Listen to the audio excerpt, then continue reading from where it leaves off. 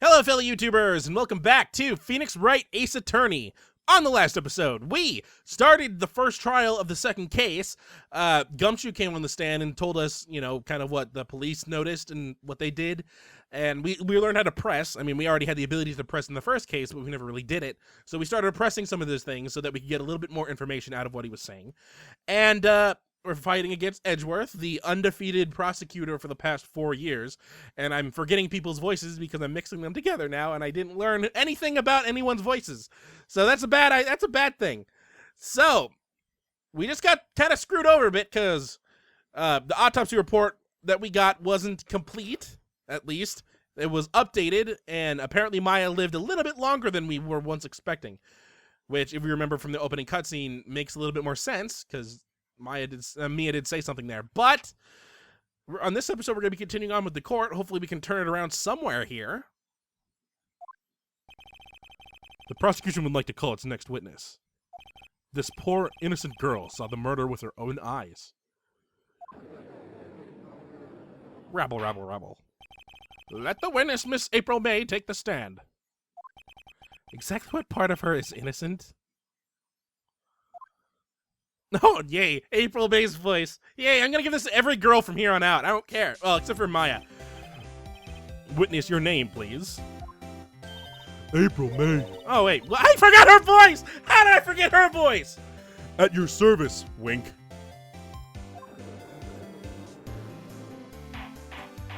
I can't believe I forgot her voice. Order! An introduction should not require any reaction from the crowd. The witness will refrain from wanton winking. Yes, Your Honor. This is not good. I know, I can't remember any voices. I forgot what April's voice was. How did I forget that? She's already captured the heart of every man in the court. I feel just like you, Phoenix. Tell us, where were you on the night of September 5th when the murder occurred? I was, in my hotel room. Teehee. I checked in right after lunch. And this hotel is directly across from the Fey and Company law offices. That's right, big boy. I don't remember her voice. I'm trying everything right now. I feel so stupid. Please testify to the court about what you saw. And the judge has turned into a 50s mobster now as well. It was 9 o'clock at night. I looked out the window, you know. And then, I saw a woman with long hair being attacked. The one attacking her was the mousy girl sitting in the defendant's chair. Then the woman, dodged to one side and ran away. But that girl, she caught up to her and she hit her. Then the woman with the long hair, she kinda slumped. The end. That's all I saw. Every little bitsy-witsy wink. It's something like that. That's what I'm going to do for the rest. I don't know. I can't believe I'm forgetting voices. Well, Your Honor. I see. It is a remarkably solid testimony. I don't see a need to trouble the witness any. But wait, Your Honor. Yes, Mr. Wright? What about my cross-examination? I thought the witness's testimony just now was quite firm, didn't you? Mr. Wright, I understand you were Miss Mia Fey's understudy, were you not? You must know her techniques well. Her cowardly way of finding tiny faults in perfectly good testimonies. Hey! How dare you! Well, Mr. Wright, will you cross-examine the witness? Of course I'm doing it! If I say no thanks, that means the game's over. Yes! I'll gladly proceed with the cross-examination. If only because I have a feeling Edward doesn't want me to. She has to have some weakness. Very well. You may begin your cross-examination. Okay, Edgeworth. Or April. Let's deal with one person at a time. So, we're gonna cross-examine her. Let's see. It was 9 o'clock at night. I looked at the window, nothing really there. I mean, we got there about at 9 o'clock, so And then, ooh, I saw a woman with long hair being attacked. That would probably be Mia. The one attacking her was the mousy girl sitting in the defendant's chair. Alright. Let's press that.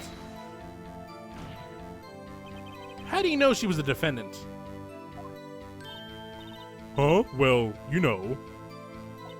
She had a girlish physique. Women know these things. Look, I just know, okay? There was only one person at the scene of the crime with a short, girlish figure. The testimony is bulletproof, Your Honor.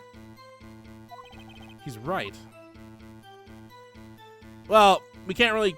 We're not going to do anything here. I'll just say, yep, he's right for now. Testimony certainly does make sense. And everyone in the court keeps siding with her. I'd better not press too hard on this one. So then, tell us what happened to the victim. So, yeah, we learned... We can press some things, and we have the ability now to maybe go a little bit more into it, but we want to try and pick the correct thing. Otherwise, we'll lose one of those exclamation points that we have in the top right corner.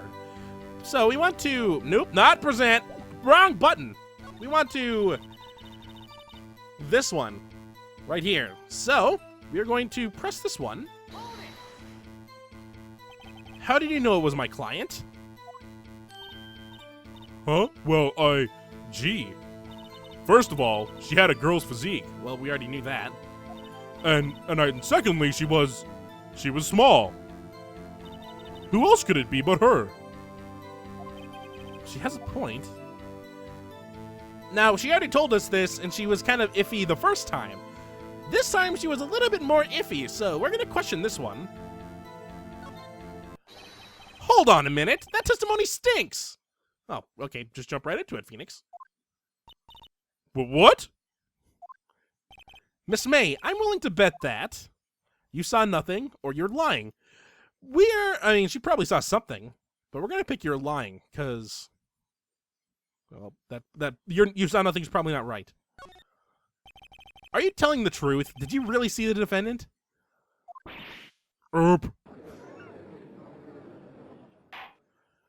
Mr. Wright, what's the meaning of this? Yes, what is the meaning? Someone tell me because I'm clueless about this, I mean. I think April's voice has been getting deeper and deeper. I need to try and make it different from Edgeworth, who I go a little lower for. Okay. If you had really witnessed my client, Mia Fey, you would have noticed her clothes before noticing her physique. Good call. No one wears clothes like this on a daily basis, except her. And I'm no expert on fashion, but her hairdo looks far from normal to me. Oh, thanks, Phoenix. I mean, she'll probably like it later on when she's, announced innocent, but right now you're kind of making fun of her hairdo. However, the witness's testimony mentions neither of these things. The testimony is bogus. But... Still, we don't know if she was dressed that way the night of the murder. She was, Your Honor. I saw her. And so did Detective Gumshoe. And so did the fourth thumbnail. So what do you say to that, Miss May? Rawr, what are you trying to say, you mean lawyer? Oh, she's getting a little creepy there. Hey, you have a twitchy mouth just like Larry did.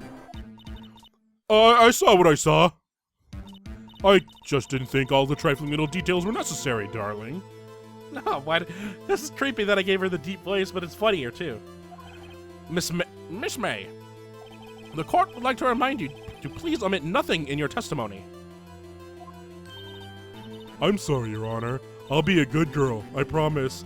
That felt weird to say. We're doing a deep voice. Your testimony again, if you would. Darn, I almost had her. I said darn. Quit it, Phoenix!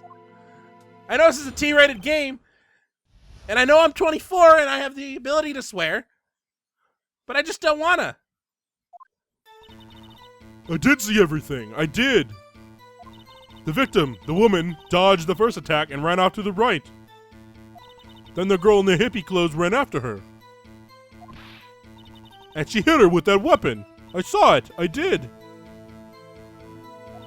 That clock, that kind of statue-y clock? The Thinker, I think. Well, does the accuracy of my report not startle you? Tee-hee. I have no clue where I just took her voice. I don't really care anymore. I see. I only wish you had been so detailed from the beginning. Please begin the cross-examination. Well, yeah, I think something kind of popped out there, didn't it? I mean, if you didn't see it, I clearly saw it. Then again, I have played this game multiple times, so I know what's wrong. Let's continue going this way.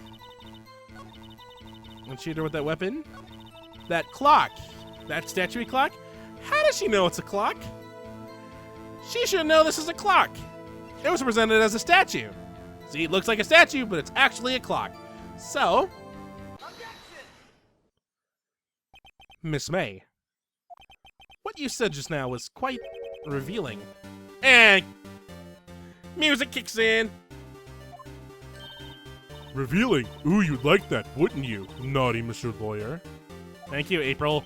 You just said that this statue of the Thinker was a clock. But there's no way of knowing that just by looking at it. Erp. Another person in much the same position as you recently called this a clock, too. And he was found guilty of murder. And it's not really linking it together. Order! Order! I remember that! Miss May, can you explain how you know this was a clock? Ooh, erp. The witness saw the murder with her own eyes. That's all that's important here. The defense is trying to confuse the issue with trivial concerns. Yes, of course. You will withdraw your question, Mr. Wright. But questions are all I have, Your Honor. And as you may recall, I've caught murderers with these questions before. Well, only once.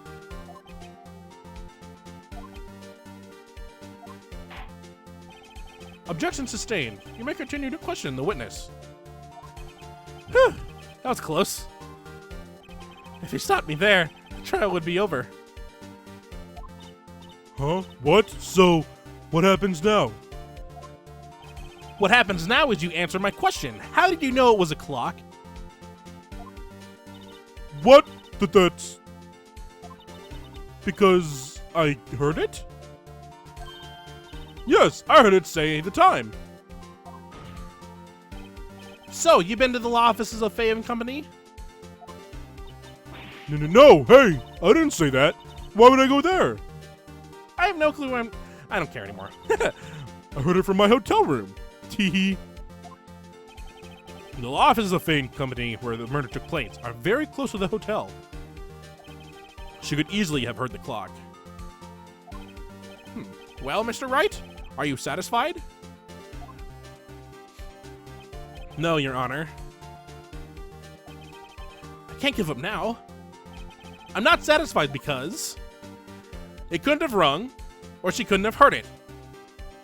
Now, if you remember the opening cutscene again, you notice that the clock wasn't exactly working. In fact, if we want to, we can go to the cell phone right now, and we can listen to this conversation that they had. And if we go to the right a couple bits, see, it's not working. That's lame at the bottom right now, right in the middle. I had to take the clock word out, sorry. And that was that morning. So there's no way she could have heard it. So, let's go back.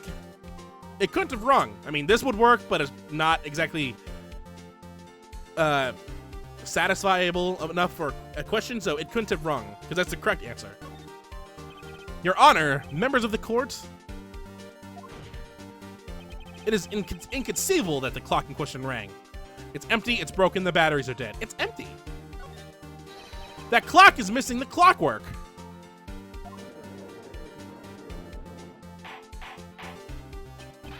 How could you possibly? Just have a look as soon as you can. Oh! See anything interesting, Your Honor? It is as the defense says.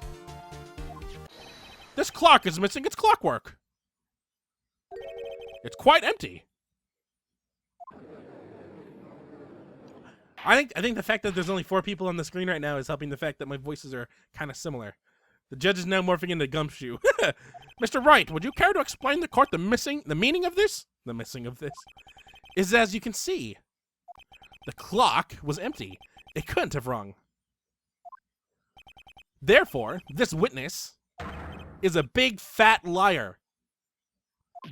Fat? That voice, yes. Well, Miss May? Tisk tisk. Quite a show you put on for us, Mr. Wright. He knew the clock was empty? Somehow he knew. I'm afraid you've forgotten one thing, however. Indeed, the clock is empty. As you say, it can't ring. However, you must ask, when was the clockwork removed? If it was after the witness heard the clock, then there is no contradiction. Why would it be after when she heard it? That's true. That is a possibility. The clock might have been emptied after she heard it. And that is exactly what happened, Your Honor. How do you know that?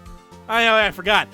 Prosecution doesn't need evidence. I need evidence proving that it's wrong. They just come up with the story and I have to prove it wrong. And any story I make up with has to have evidence. Well, Mr. Wright, can you prove when the clockwork was removed? Oh, impossible, of course. I have proof. But what? Wasn't it you who told me proof is everything? Well, I was listening. And now we'll show you the proof that you like so much. The evidence that proves when the clockwork was removed is, and we're going to use a cell phone because, well, like I said, you can check it again if you want to, but it was 9:27, and we knew that it was removed then, and from the opening cutscene, so let's present that. Take a look at this. Oh, we got the third pop-up there. Objection, hold it, and take that. All 3 pop-ups in the game. That's a very cute cell phone. Ooh, you have a girly phone. April sounds like Patrick. Well, they're both pink. I guess it's fine. But wait. This isn't my phone. Listen. This is the defendant's cell phone, and it contains a recording. A recording of a conversation she had with the victim on the day of the murder.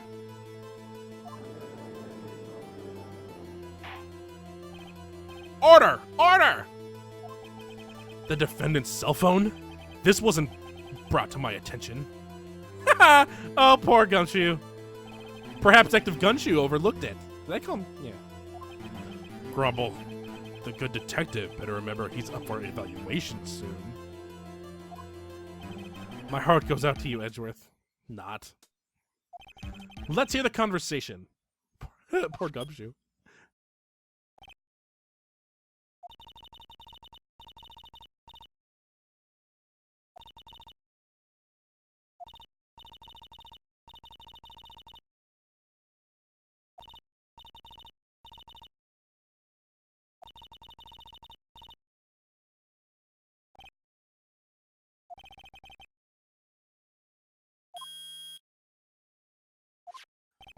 Your Honor, I think this recording makes it clear that the clockwork was already gone.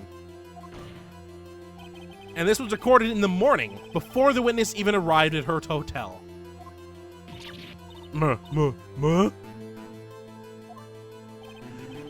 Well, Miss May, would you care to explain this to the court? Just how did you know that weapon was a clock? Ooh, we're turning it around now, aren't we? So, yeah, let's see, it's been about 20 minutes. Let's call it an episode here. I think we're gonna... Yeah, we'll call it an episode here. We did a lot. Started questioning April May. Starting to turn it around now, are we? And I'm, hopefully, I'm messing up the voices even more. So let's end it before I mess them up even more. But I will next episode. So, until next episode, hopefully you enjoy. So there's a hole that we can go in. By the looks of things. I did not blow this one up. Yeah. By now.